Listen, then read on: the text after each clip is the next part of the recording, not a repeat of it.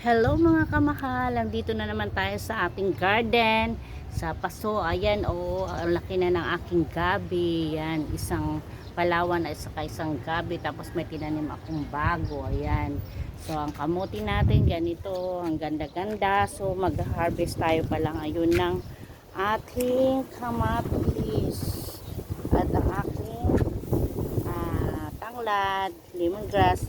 O mag-harvest pala tayo ng kamatis kasi ang dadami na naman na hilong. Ayun o, tingnan nyo ang hilong ng kamatis ko. Ayan, ayan, ayan.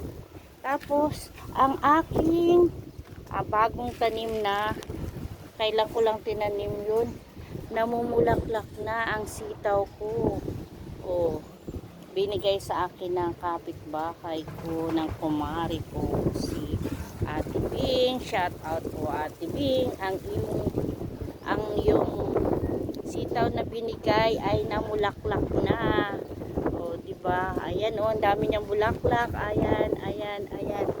Ang bilis lang talaga. Alam ko, January ko lang tinanim. Parang ito, yung natatandaan ko. Ngayon namumulaklak na siya. Ang bilis na, ang kamatis ko talaga mag-harvest ako dahil sobrang dami na naman ng hinog. Tingnan mo siya Ayan napakaganda diba? Yan. Ayan. Isang pungpong yan. Tapos update ko kayo sa aking kalabasa. Ayan na siya kalaki. Ganun na siya kalaki ang aking kalabasa. Diba? May isa akong nabuo. Kasi, bakit siya nabuo?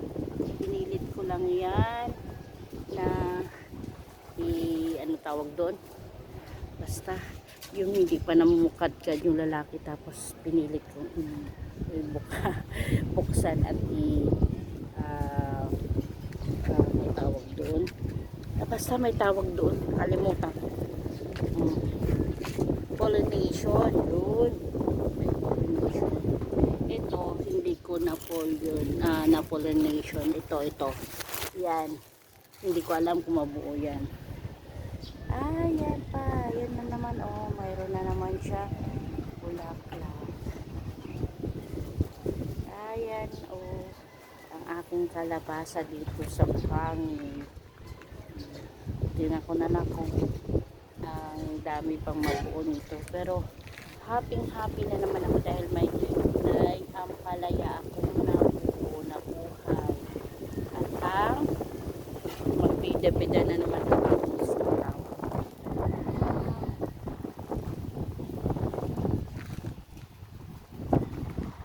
Ayun, diba?